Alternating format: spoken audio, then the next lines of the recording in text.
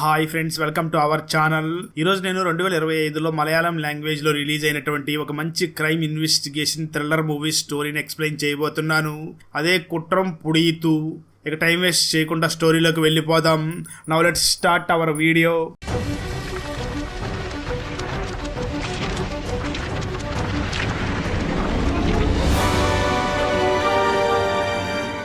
Video start చేసే ముందు మన ఛానల్లో లాస్ట్ వీడియోకి వచ్చిన బెస్ట్ కామెంట్ ఏమిటో చూద్దాం. అండ్ ఈ కామెంట్ నేను పర్సనల్ గా సెలెక్ట్ చేసింది అయితే కాదు, సాఫ్ట్వేర్ ఆటోమేటిక్ గా ఈ వీడియోని లైక్ చేసి కామెంట్ చేసిన బెస్ట్ కామెంట్ ని ర్యాండమ్ గా సెలెక్ట్ చేస్తుంది. So keep commenting. నెక్స్ట్ మీ కామెంటే సెలెక్ట్ అయ్యే ఛాన్స్ ఉంది. And thanks for commenting. Now let's start our video. Movie starting లో ఏసీపీ అయినటువంటి ఒక పోలీస్ ఆఫీసర్ ని చూపిస్తారు. అతనికి ఇద్దరు కూతుర్లు ఉంటారు. మొదటి కూతురు విదేశాల్లో సెటిల్ అయిపోయి ఉంటుంది. అయితే రెండవ కూతురు అయినటువంటి రోహిణి మాత్రం ఫిల్మ్ ఇన్స్టిట్యూట్ లో ఫిల్మ్ మేకింగ్ కోర్స్ నేర్చుకుంటూ ఉంటుంది. ఏసీపీ వెంటనే తన కూతురికి ఫోన్ చేసి ఏంటమ్మా ఇంకా ఇంటికి రాలేదని అడగ్గా దానికి రోహిణి సమాధానం చెప్తూ, నాకు లేట్ అవుతుంది, మీరు భోజనం చేసి పడుకోండి, నేను లేట్ గా వస్తాను అని అంటూ ఉంటుంది. అయితే ఆ ఏసీపీ మాత్రం లేదు, నువ్వు వచ్చే వరకు వెయిట్ చేస్తూ ఉంటాను అని చెప్పి ఆ వెంటనే ఏసీపీ తన వైఫ్ ఫస్ట్ కూతురు ప్రెగ్నెన్సీతో ఉండడంతో తనకి బాగోగులు చూడడం కోసం విదేశాలకు వెళ్లి ఉండడంతో తన వైఫ్ కి ఫోన్ చేసి మాట్లాడుతూ ఉంటాడు. అప్పుడు ఏసీపీ తన వైఫ్ తో మన కూతురు రోహిణి ఇంకా ఇంటికి రాలేదు అని చెప్పడంతో తన వైఫ్ తనను బాగా తిడుతూ ఉంటుంది. కట్ చేస్తే ఏసీపీ ఆ తర్వాత రోజు మార్నింగ్ నిద్ర లేస్తాడు. అంటే తన కూతురు కోసం వెయిట్ చేసి అక్కడే పడుకుని నిద్రపోయి లేచి వెంటనే నిద్ర లేచిన ఏసీపీ తన కూతురు కోసం కాఫీని రెడీ చేసి తన కూతురు రూమ్ లోకి తీసుకుని వెళ్లి ఒక్కసారిగా షాక్ అవుతాడు. ట్విస్ట్ ఏమిటి అంటే అక్కడికి తన కూతురు వచ్చి ఉండదు. దాంతో షాక్ అయినటువంటి ఆ ఏసీపీ వెంటనే తన కూతురు రోహిణికి ఫోన్ చేయగా ఫోన్ స్విచ్ ఆఫ్ వస్తూ ఉంటుంది. దాంతో ఏసీపీ చాలా భయపడుతూ ఉంటాడు. ఆ తర్వాత ఆఫీస్కి వెళ్ళినటువంటి ఏసీపీ తన టీంకి జరిగిందంతా చెప్పి తన కూతురు లాస్ట్ ఫోన్ కాల్ ఏ సిగ్నల్ ఏరియా నుంచి వచ్చిందో చెక్ చేయమని చెప్తాడు. పోలీసు లాస్ట్ కాల్ ఏ ఏరియా నుంచి వచ్చిందో చెక్ చేస్తూ ఉంటారు. సరిగ్గా అదే సమయంలో రోహిణి కాల్ చివరిగా ఎక్కడి నుంచి వచ్చిందో అదే ఏరియా నుంచి పోలీసులకి ఒక కంప్లైంట్ వస్తుంది. దాంతో పోలీసులు వెంటనే అక్కడికి వెళ్లి ఎంక్వైరీ చేయగా అక్కడ ఉన్నటువంటి ఒక ఫ్యామిలీ పోలీసుల్ని చూసి, సార్ మా ఇంటి పైన గుణ అనే ఒక అతను ఉంటాడు, తన ఆటో డ్రైవర్ గా వర్క్ చేస్తూ ఉంటాడు, అతని ఆటోలో చాలా రక్త మరకలు ఉన్నాయి, మాకెందుకో భయంగా ఉండి మీకు ఇన్ఫార్మ్ చేశాము అని చెప్తారు. దాంతో పోలీసులు వెంటనే ఆ గున్నా ఉన్నటువంటి ఇంటి దగ్గరికి వెళ్ళగా అక్కడ ఎవరో కూడా ఉండరు. పోలీసులు లాక్ ఓపెన్ చేసుకుని లోపలికి వెళ్ళగా ఇంటి లోపల చాలా రక్తం మరకల్ని సగం వరకు చెరిపేసి వెళ్లిపోయి ఉంటాడు. దాంతో పోలీసులు వెంటనే అక్కడ ఉన్నటువంటి బ్లడ్ శాంపిల్ ని తీసుకుంటారు. అదే విధంగా అక్కడ ఉన్నటువంటి కొన్ని వస్తువులను కూడా తీసుకుని వెళ్లి ఏసీపీకి ఇవ్వగా ఏసీపీ చాలా భయపడుతూ ఉంటాడు. ఎందుకంటే అక్కడ దొరికిన వస్తువులన్నీ కూడా ఏసీపీ కూతురైనటువంటి రోహిణి అయి ఉంటాయి. దాంతో తను చాలా భయపడుతూ ఉండడంతో పోలీసులు ఆ ఏసీపీని చూసి, సార్ భయపడకండి, బ్లడ్ శాంపిల్ కన్ఫర్మ్ అయ్యే వరకు మీరేమి భయపడవలసిన అవసరం లేదు అని ధైర్యం చెప్తూ ఉంటారు. ఆ తర్వాత పోలీసులు వెంటనే గుణ గురించి ఎంక్వైరీ చేయగా గుణ మటన్ షాప్ లో వర్క్ చేస్తాడని, రాత్రి సమయంలో మాత్రం ఆటో నడుపుతూ ఉంటాడు అని తెలుస్తుంది. అప్పుడు ఏసీపీ గుణ పక్క రూమ్ లో ఎవరు ఉంటారో అని తెలుసుకోగా అక్కడ అశోక్ అనే ఒక వ్యక్తి ఉంటాడు. వెంటనే పోలీసు అశోక్ దగ్గరికి వెళ్లి, నువ్వు గుణాన్ని చివరిసారిగా ఎప్పుడు కలిశావు అని అడుగుతారు. దానికి అశోక్ మాట్లాడుతూ, నిన్న సాయంత్రం కలిశాను సార్, తను ఏదో తన భార్య రమ్మని చెప్తే ఊరికి వెళుతున్నాన్ని మాత్రం నాకు చెప్పాడు అని అంటూ ఉంటాడు. దానికి ఏసీపీ అశోక్ ని చూసి, అది సరే నీ తల మీద అయిన గాయం ఏమిటి అని అడుగుతాడు. దానికి అశోక్ సమాధానం చెప్తూ, నేను ఫుడ్ డెలివరీ బాయ్గా వర్క్ చేస్తూ ఉంటాను సార్, నిన్న ఫుడ్ డెలివరీకి వెళ్ళి వస్తున్న సమయంలో చిన్న యాక్సిడెంట్ జరిగింది, అందుకే హాస్పిటల్కి వెళ్ళి కట్టించుకుని వచ్చాను అని చెప్తూ ఉంటాడు. దాంతో పోలీసులు ఒకసారి స్టేషన్కి రా, నీతో కొంచెం మాట్లాడి పంపిస్తామని చెప్పి అశోక్ని స్టేషన్కి తీసుకుని వెళ్తారు. అలా అశోక్ని స్టేషన్కి తీసుకుని వెళ్ళి అసలు నిజంగా ఈ అశోక్ అబద్ధం చెప్తున్నాడా నిజం చెప్తున్నాడా తెలుసుకోవడం కోసం అశోక్ ఏ హాస్పిటల్కి వెళ్ళి కట్టించుకుని వచ్చానని చెప్పాడు, అదే హాస్పిటల్కి ఒక పోలీస్ టీం వెళ్ళి ఆ అశోక్ నిజం చెప్తున్నాడో అబద్ధం చెప్తున్నాడో తెలుసుకోవడం కోసం అక్కడ ఎంక్వైరీ చేస్తూ ఉంటారు. మరోపక్క గుణ వర్క్ చేస్తున్నటువంటి ఆ మటన్ షాప్ దగ్గరికి వెళ్లి గుణ గురించి ఎంక్వైరీ చేయగా అక్కడ ఉన్న వాళ్ళందరూ కూడా పోలీసుల్ని చూసి, ఈ గుణ ఒక అమ్మాయిని పిచ్చోడు సార్, వాడు తన ఫ్యామిలీని కూడా ఊర్లో వదిలేసి తను ఒక్కడే వచ్చి ఇక్కడ ఒంటరిగా బ్రతుకుతూ ఉంటాడు అని తన గురించి చెప్తూ ఉంటారు. మరోపక్క మరో టీం ఆ అశోక్ నిజం చెప్తున్నాడో అబద్ధం చెప్తున్నాడో తెలుసుకోవడం కోసం స్టేషన్కి వెళ్ళి అక్కడ ఉన్న సీసీటీవీ కెమెరా ఫుటేజ్ని చెక్ చేస్తారు. అప్పుడు పోలీసులకి అశోక్ నిజంగానే నిజం చెప్పాడు, తను నిన్న సాయంత్రం ఇక్కడికి వచ్చి కట్టించుకుని వెళ్ళినట్లుగా అందులో రికార్డ్ అయి ఉంటుంది. ఈ విషయం తెలుసుకున్నటువంటి ఏసీపీ అంటే ఈ అశోక్ నిజమే చెప్తున్నాడు అనే స్టేషన్ కి ఫోన్ చేసి ఆ అశోక్ ని స్టేషన్ నుంచి బయటకు పంపించేయండి అని అంటాడు. అదే సమయంలో ఏసీపీకి ల్యాబ్ నుంచి రిపోర్ట్ వస్తుంది. ఆ రిపోర్ట్ ప్రకారం ఆ గుణ రూమ్ లో దొరికినటువంటి బ్లడ్ రోహిణి బ్లడ్ అని తెలుస్తుంది. అంటే ఆ గుణ రోహిణిని చంపేశాడు అని ఏసీపీ చాలా బాధపడుతూ ఉంటాడు. సరిగ్గా అదే సమయంలో గుణ తన ఫోన్ని ఆన్ చేసి డైరెక్ట్గా అశోక్కి ఫోన్ చేస్తూ ఉంటాడు. అయితే అశోక్ మాత్రం గుణ ఫోన్ చేస్తూ ఉండగా ఫోన్ లిఫ్ట్ చేయకుండా అవాయిడ్ చేస్తూ ఉంటాడు. అది చూసినటువంటి పోలీసులు ఈ అశోక్ ఎందుకు ఫోన్ లిఫ్ట్ చేయడం లేదు, తను ఫోన్ లిఫ్ట్ చేస్తే గుణ లొకేషన్ ని ఈజీగా కనిపెట్టవచ్చు అనుకుంటూ ఉంటారు. ఆ వెంటనే పోలీసులు అశోక్ లొకేషన్ ని కనిపెట్టి అతని దగ్గరికి వెళ్లి నీకు గుణ ఫోన్ చేశాడు కదా ఎందుకు లిఫ్ట్ చేయలేదు అని అడుగుతూ ఉంటారు. దానికి అశోక్ మాత్రం సార్ నేను డ్యూటీలో ఉన్నప్పుడు ఓన్లీ కస్టమర్ కాల్స్ మాత్రమే లిఫ్ట్ చేస్తాను, ఎవరి ఫోన్స్ ని కూడా లిఫ్ట్ చేయను అని అంటూ ఉంటాడు. దానికి ఆ పోలీసులు వెంటనే అశోక్ ని చూసి ఈసారి నీకు గుణ ఫోన్ చేస్తే వెంటనే అతనితో మాట్లాడుతూ ఉండు, ఎక్కువ సమయం అతనితో మాట్లాడడానికి ప్రయత్నించు అని చెప్తారు. దానికి అశోక్ మాట్లాడుతూ ఏంటి సార్ ఆ గుణ ఏమైనా తప్పు చేశాడా అని అడుగుతాడు. దానికి పోలీసులు సమాధానం చెప్తూ నీకు చెప్పింది మాత్రమే చెయ్యి, నీకు ఆ గుణ ఫోన్ చేస్తే అతనితో మాట్లాడుతూ ఉండు, అంతేగాని ఇతర విషయాలు ఏవి నీకొద్దు అని చెప్పి వార్నింగ్ ఇచ్చి వెళ్లిపోతారు. అదే సమయంలో పోలీస్ కమిషనర్ ని మీడియా వాళ్ళ చుట్టుముట్టి ఒక ఏసీపీ కూతురికే మీరు రక్షణ కల్పించలేకపోతున్నారు, సాధారణమైన ప్రజలకి మీరు ఎలా భద్రతని ఇవ్వగలరు అని ప్రశ్నిస్తూ ఉంటారు.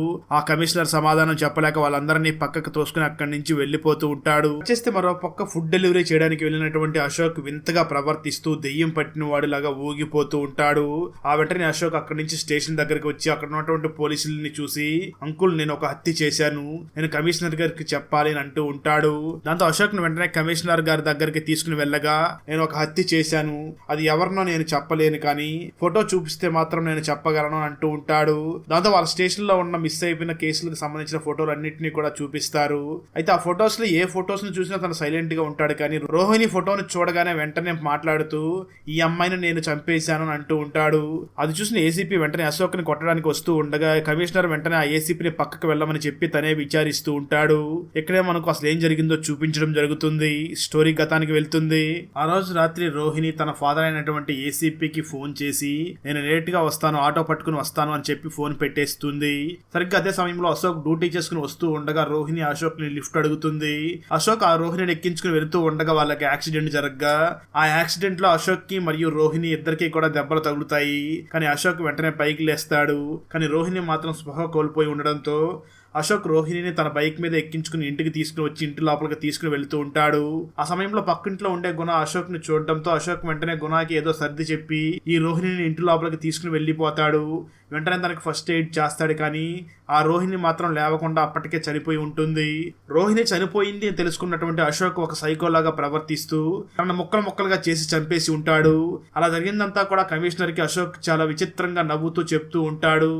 ఆ అశోక్ మాటలు విన్నటువంటి కమిషనర్ కి అశోక్ మెంటల్ గా చాలా డిస్టర్బ్ అయినట్లుగా ఉన్నాడు అని వెంటనే అశోక్ ని చూసి ఇంతకీ నువ్వు ఎవరెవరిని చంపావు అని అడుగుతాడు.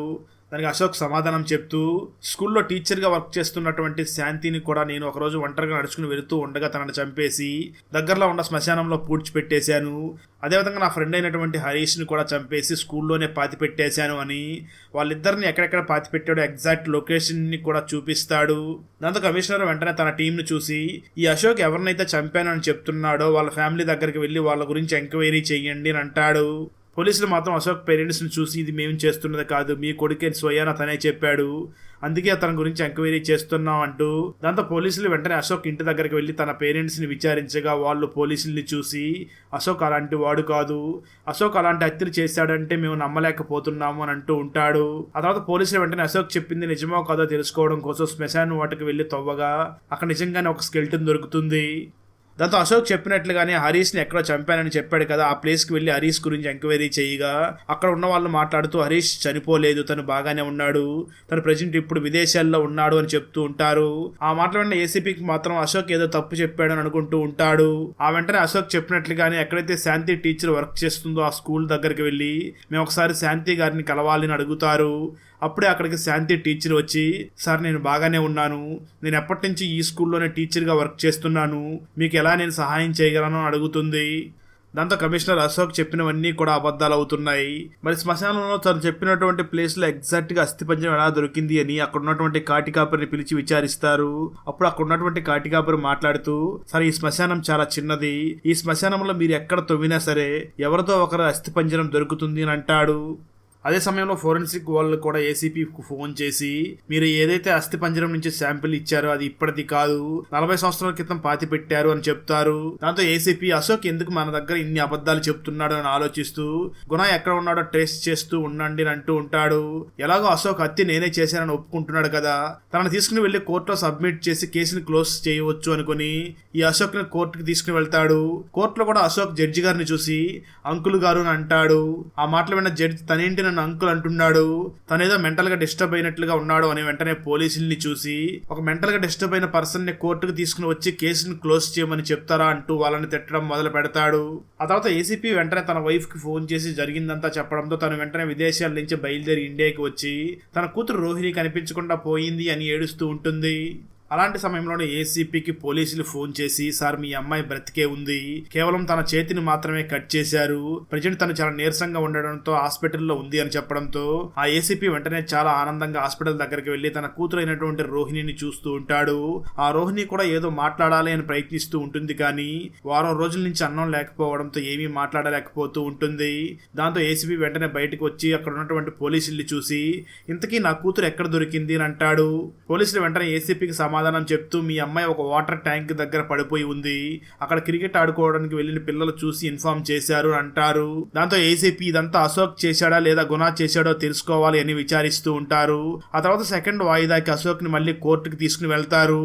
అదే కోర్టుకి రోహిణిని కూడా తీసుకువచ్చి అశోక్ కి ఆ రోహిణిని చూపించి, ఈ అమ్మాయినైనా నువ్వు చంపింది అని అడుగుతారు. దానికి అశోక్ మాట్లాడుతూ, నేను ఈ అమ్మాయిని చంపానా లేదా మరొక అమ్మాయిని చంపానా నాకేం అర్థం కావడం లేదు అని అంటూ ఉంటాడు. ఆ తర్వాత రోహిణిని చూసి, ఇతనైనా నీ మీద దాడి చేసింది అని అడగ్గా దానికి రోహిణి మాత్రం, సార్ ఇతను కాదు సార్, నిజానికి ఇతనే నన్ను కాపాడింది అని ఒక ట్విస్ట్ ఇస్తుంది. ఆ తర్వాత జడ్జి వెంటనే రోహిణిని చూసి, ఇంతకీ నిన్ను హత్య చేయాలని చూసింది ఎవరు అని అడుగుతాడు. దానికి ఆ రోహిణి సమాధానం చెప్తూ, అతను ఒక వయసైన మనిషిలాగా ఉన్నాడు అని అంటుంది. దాంతో జడ్జి వెంటనే ఇందులో అశోక్ ఏమీ చేయలేదు అని నిర్ధారణ అవ్వడంతో అశోక్ మెంటల్ గా డిస్టర్బ్ అయినట్లు ఉన్నాడు, తనకి మంచి ట్రీట్మెంట్ ఇవ్వండి అని డాక్టర్ని ఆదేశిస్తాడు. ఆ తర్వాత ఈ కేసుని ఏసీపీ అఫీషియల్గా ఎంక్వైరీ చేస్తూ తన కూతురు అయినటువంటి రోహిణిని కూర్చోబెట్టి ఈ కేసు గురించి మాట్లాడుతూ ఉంటాడు. ఇక్కడ ఏం జరిగిందో చూపించడం జరుగుతుంది. నిజానికి ఆ రోజు ఏసీపీ కూతురు తన నాన్నకి ఫోన్ చేసి ఆటో కోసం వెయిట్ చేస్తూ ఉండగా ఆ సమయంలో గుణ ఆటో తీసుకున్నట్టు వస్తూ ఉంటాడు. దాంతో రోహిణిని ఎక్కించుకుని వెళుతూ దారి మధ్యలో ఆటో ఆగిపోయింది అని ఆపి, మేడం 10 minutes లో బాగు చేస్తాను అని వెనక్కి వెళ్లి బాగు చేస్తున్నట్లుగా బాగు చేస్తూ వెంటనే ఒక రాడ్డు తీసుకువచ్చి ఆ రోహిణి తల మీద కొడతాడు. ఆ వెంటనే స్పృహ కోల్పోయినటువంటి రోహిణి డైరెక్ట్ గా తన ఇంటి దగ్గరికి తీసుకుని వచ్చి తనతో చాలా అసభ్యంగా ప్రవర్తిస్తూ ఉంటాడు. అప్పుడే స్పృహలోకి వచ్చినటువంటి రోహిణి వద్దు వద్దు అంటే గట్టిగా అరుస్తూ ఉంటుంది. ఆ సౌండ్స్ విన్నటువంటి గుణ పక్క రూమ్ లో ఉన్నటువంటి అశోక్ వెంటనే అక్కడికి వచ్చి ఏం చేస్తున్నావు అని అడుగుతూ ఉంటాడు. దానికి గుణ, అసలు ఇది నీకు సంబంధం లేని విషయం, అనవసరంగా నువ్వు ఇన్వాల్వ్ అవ్వకు అని గొడవ చేయడం మొదలు పెడతాడు. దాంతో అశోక్ కోపంగా ఆ రోహిణిని కాపాడాలి అని ఆ గుణ తల మీద కొట్టడంతో గుణ అక్కడే స్పృహ కోల్పోయి కింద పడిపోతాడు. అలా జరిగిందంతా చెప్తున్నటువంటి రోహిణి, నాన్న నాకు అంతవరకే గుర్తుంది, ఆ తర్వాత ఏం జరిగిందో నాకు తెలియదు అని అంటుంది. ఆ తర్వాత అశోక్ ట్రీట్మెంట్ చేసినటువంటి డాక్టర్ మాట్లాడుతూ, ఇతనికి చిన్నప్పటి నుంచి ఏదో మెంటల్గా ప్రాబ్లం ఉన్నట్లు ఉంది, ఎప్పుడైతే తల మీద దెబ్బ తగిలిందో అప్పటి నుంచి విచిత్రంగా ప్రవర్తించడం మొదలుపెట్టి ఉంటాడు. అంటే ప్రతి ఒక్కరికి కూడా మనం వేరే వాళ్ళని ఏదో ఒకటి చెయ్యాలి అని మనసులో ఉంటుంది, కానీ అశోక్ కూడా బలమైన కోరిక ఉండడంతో ఆ తర్వాత వాళ్ళని తను చంపేశాడు అని తనే ఫీల్ అవ్వడం మొదలు పెట్టాడు అని, అందువల్ల తను ఇద్దరిని చంపానని మీ అందరికీ కూడా చెప్పి ఉంటాడు అని జడ్జి దగ్గర వివరిస్తాడు. ఆ మాటలు విన్న జడ్జి ఈ కేసులో అశోక్కి ఎటువంటి సంబంధం లేదు అని తనని కేసు నుంచి బయటికి రిలీజ్ చేస్తాడు. ఆ తర్వాత ఏసీపీ కూడా అశోక్ పేరెంట్స్ దగ్గరికి వెళ్లి తనకి సారీ చెప్తూ ఉంటాడు. మరోపక్క రోహిణి ఇంట్లో ఉండగా తన మొబైల్కి ఆ గుణ ఫోన్ చేసి, ఏంటి తప్పించుకున్నాను అని సంతోషపడుతున్నావా, నిన్ను ఎప్పటికైనా నేనే చంపేస్తాను అని ఫోన్లో మాట్లాడుతూ ఉంటాడు. ఆ మాటలు విన్నటువంటి రోహిణి చాలా భయపడుతూ కిటికీ దగ్గరికి వెళ్ళి బయటంతా చూస్తూ ఉంటుంది. అదే సమయంలో కంట్రోల్ రూమ్లో ఉన్న వాళ్ళకు కూడా గుణ ఫోన్ ఆన్ అయ్యింది అని తెలిసి ఆ లొకేషన్ని ట్రేస్ చేస్తారు. అప్పుడే గుణ తన కూతురికి ఫోన్ చేశాడు అని తెలుసుకున్నటువంటి ఏసీపీ కూడా ఇంటికి వచ్చి, ఏంటి ఆ గుణ నీకు ఫోన్ చేశాడని అడుగుతూ ఉంటాడు. దానికి ఆ రోహిణి కూడా అవును నాన్న అంటూ చాలా బాధపడుతూ ఉంటుంది. కంట్రోల్ రూమ్ లో ఉన్న వాళ్ళు ఏసీపీకి మళ్ళీ ఫోన్ చేసి, సార్ ఇప్పుడు ఆ గుణ లొకేషన్ మీ చుట్టుపక్కలే ఉన్నట్లుగా ఉంది, అక్కడే చూపిస్తుంది అని అంటూ ఉంటారు. ఈ మాటలు విన్నటువంటి ఏసీపీ వైఫ్ ఏసీపీతో మాట్లాడుతూ, ఒక ఏసీపీ కూతురికే ఇంట్లో రక్షణ లేకుండా పోతుంది అని చాలా బాధపడుతూ ఉంటుంది. ఆ మాటలు విన్న ఏసీపీ చాలా అవమానంగా ఫీల్ అవుతూ ఉంటాడు. ఆ వెంటనే ఏసీపీ తన కూతురిని మరియు తన వైఫ్ని విదేశాలకి పంపించాలి అని డిసైడ్ అవుతాడు. అయితే ఆ రోహిణి ఇక్కడే ఫిల్మ్ మేకింగ్ కోర్స్ నేర్చుకుంటూ ఉండడంతో విదేశాలకు ఇష్టం లేకుండానే వెళుతూ ఉంటుంది. ఏసీపీ వెంటనే పోలీసుల్ని చూసి ఆ గుణ ఫోన్ మళ్ళీ ఆన్ అయితే నాకు ఫోన్ చేసి చెప్పండి, నేను 2 రోజులు లీవ్ లో ఉంటాను అని చెప్పి అక్కడి నుంచి వెళ్లిపోతాడు. అలా తను బయటికి వెళ్లిన కొద్దిసేపటికి పోలీసులు తనకు ఫోన్ చేసి సార్ ఆ గుణ ఫోన్ మళ్ళీ ఆన్ అయ్యింది అని లొకేషన్ చెప్తారు. దానికి ఆ ఏసీపీ మాట్లాడుతూ నేను కూడా మీరు చెప్పినటువంటి ఏరియాలోనే ఉన్నాను, నేను చూసుకుంటాను అని అంటాడు. ఇక్కడే ఒక భయంకరమైన ట్విస్ట్ కూడా రివీల్ అవుతుంది. అదేమిటి అంటే ఆ గుణ ఫోన్ నిజానికి ఏసీపీ దగ్గరే ఉంటుంది. ఇక్కడే మనకు అసలు ఏం జరిగిందో చూపించడం జరుగుతుంది. స్టోరీ గతానికి వెళ్తుంది. రోహిణి బయలుదేరి విదేశాలకు వెళ్లే ముందు తన తండ్రిని ఒక్కసారిగా కౌగులించుకుంటుంది. అప్పుడు ఏసీపీ మాట్లాడుతూ నువ్వు చాలా బాగా నటిస్తున్నావు కదమ్మా, ఆ మాత్రం నటించాలే, ఎందుకంటే నువ్వు ఫిల్మ్ మేకింగ్ కోర్సులో ఉన్నావు కదా, ఆ మాత్రం నటించాలి అని అంటాడు. ఆ మాటలు విన్నటువంటి రోహిణి బిత్తర చూపులు చూస్తూ ఉండడంతో ఏసీపీ తన కూతుర్ని చూసి నువ్వు నా దగ్గర ఎందుకు నిజాన్ని దాచిపెట్టావు, అసలు ఏం జరిగిందో పూర్తిగా చెప్పు అంటాడు. దాంతో రోహిణి దొరికిపోయావని తన నాన్నకి జరిగిందంతా చెప్పడం మొదలు పెడుతుంది. ఆ రోజు రాత్రి రోహిణి తన ఫాదర్ కి ఫోన్ చేసి అక్కడ వెయిట్ చేస్తూ ఉండగా అప్పుడే అక్కడ అశోక్ వస్తాడు. నిజానికి రోహిణి మరియు అశోక్ ఇద్దరు కూడా ప్రేమించుకుంటూ ఉంటారు. అప్పుడు రోహిణి నేను అర్జెంట్ గా వాష్రూమ్ కి వెళ్ళాలి, నీ రూమ్ కి వెళ్దాం పదా అని చెప్పడంతో అశోక్ ఆ రోహిణిని తన ఇంటికి తీసుకుని వచ్చిగా తన వెంటనే అశోక్ వాష్రూమ్ ని వాడుకోవడం కోసం ఆ రూమ్ లోకి వెళ్తుంది. ఇదంతా కూడా పక్క రూమ్ లో ఉన్నటువంటి గుణ చూసి ఈ అశోక్ ఎవరో ఒక అమ్మాయిని ఎంజాయ్ చేయడం కోసం తీసుకుని వచ్చినట్లుగా ఉన్నాడు అని తను వెంటనే ఆ బాత్రూమ్ దగ్గరికి వెళ్లి ఆ రోహిణికి తెలియకుండా పైనుంచి ఫొటోస్ తీస్తూ ఉంటాడు. ఇది చూసినటువంటి రోహిణి వెంటనే బయటకు వచ్చి ఆ గుణతో గొడవ పడుతూ నేను వాష్రూమ్ లో ఉన్నప్పుడు నువ్వు ఎందుకు ఫోటోలు తీసావు, వెంటనే ఆ ఫొటోస్ ను డిలీట్ చెయ్యి అని గొడవ చేస్తూ ఉంటుంది. అప్పుడే అక్కడికి ఆ అశోక్ వచ్చి ఏంటన్నా ఇలా చేయడం, ఇది చాలా తప్పు, వెంటనే ఆ ఫొటోస్ ను డిలీట్ చెయ్యి అని అంటూ ఉంటాడు. అయితే గుణ మాత్రం అశోక్ తో మాట్లాడుతూ నువ్వెంతకు మాట్లాడుకుని తీసుకుని వచ్చావో చెప్పు, అందులో సగం నేను ఇస్తాను, సో ఇద్దరం కలిసి ఎంజాయ్ చేద్దాం అని అంటూ ఉంటాడు. దానికి అశోక్ చాలా కోపంగా అసలు ఏం మాట్లాడుతున్నావు, తను నా గర్ల్ ఫ్రెండ్, పిచ్చి పిచ్చిగా మాట్లాడుకు, ఆ ఫొటోస్ ని వెంటనే డిలీట్ చెయ్యని అంటూ ఉంటాడు. ఆ సమయంలోనే రోహిణి అతనితో మాట్లాడడం ఏమిటి అని వెంటనే ఆ గుణ చేతిలో ఉన్న ఫోన్ తీసుకుని గుణాన్ని పక్కకు తోసేస్తుంది. తను నేరుగా వెళ్లి ఒక ఐరన్ రాడ్ మీద పడిపోతాడు. రోహిణి వెంటనే ఆ గుణ ఫోన్ తీసుకుని చెక్ చేయగా అందులో ఫొటోస్ మాత్రం వచ్చి ఉండవు, కేవలం ఫ్లాష్ మాత్రమే వచ్చి ఉంటుంది. దాంతో రోహిణి అశోక్ ఇద్దరు కూడా అమ్మయ్య అని ఊపిరి పీల్చుకుంటారు. కానీ మరోపక్క ఆ గుణ మాత్రం అక్కడికక్కడే చనిపోయి ఉంటాడు. అది చూసినటువంటి రోహిణి అశోక్ ఇద్దరు కూడా మనం పొరపాటున ఒక హత్య చేసేసామని చాలా భయపడిపోతూ ఉంటారు. ఆ తర్వాత అశోక్ వెంటనే ఆ రోహిణిని చూసి నువ్వు ఇక్కడ ఉంటే ప్రమాదం, నువ్వు ఇక్కడి నుంచి వెళ్ళిపో అని అంటాడు. రోహిణి వెంటనే అక్కడి నుంచి వెళ్ళిపోతూ అశోక్ని ఇక్కడ ఒంటరిగా వదిలేస్తే తను పోలీసులకు దొరికిపోతాడు, తను ఎలాగైనా కాపాడాలి అని తిరిగి మళ్ళీ అశోక్ దగ్గరికి వచ్చి తన ఫిల్మ్ మేకింగ్ కోర్స్ నేర్చుకుంటూ ఉండడంతో ఒక ప్లాన్ వేస్తుంది. అక్కడ జరిగింది కాకుండా వేరే జరిగింది అన్నట్లుగా ఒక పక్క ప్లాన్ చేస్తుంది. దానికి అశోక్ మాత్రం డౌట్ ఇది వర్కౌట్ అవుతుందా అని అంటూ ఉంటాడు. ఆ రోహిణి మాత్రం నువ్వు కరెక్ట్ గా పెర్ఫార్మెన్స్ చేస్తే ఖచ్చితంగా వర్కౌట్ అవుతుంది అని అంటూ ఉంటుంది. తను అసలు ఏం ప్లాన్ చేసి ఉంటుంది అంటే అక్కడ ఉన్నటువంటి గుణ రక్తాన్ని మొత్తాన్ని కూడా క్లీన్ చేసి ఆ బాడీని ఎలాగైనా మనం డిస్పోజ్ చేసేయాలి అని ఆ ప్లేస్ లో రోహిణి రక్తాన్ని చల్లుతూ అలా చల్లడం కోసం తన వేలిని తనే నరికేసుకుంటుంది.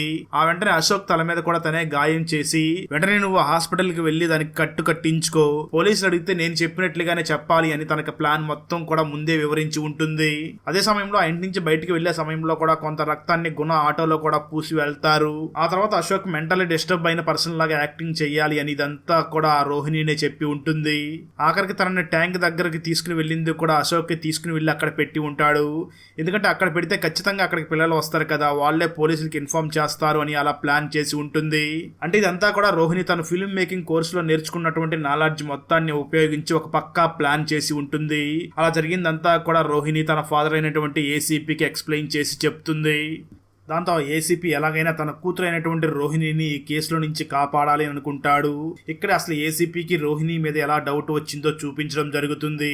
నిజానికి గుణ వీళ్ళని కొట్టినట్లుగా వీళ్ళు ప్రెజెంటేషన్ చేశారు కదా, అయితే ఇందులో ఒక లాజిక్ మిస్ అయి ఉంటారు. వీళ్ళు చెప్తున్నటువంటి గుణ ఒక లెఫ్ట్ హ్యాండర్ అయి ఉండగా గుణ కొట్టాడు అని చెప్తున్నవన్నీ కూడా ఒక రైట్ హ్యాండర్ చేసినట్లుగా అక్కడ ఉంటుంది.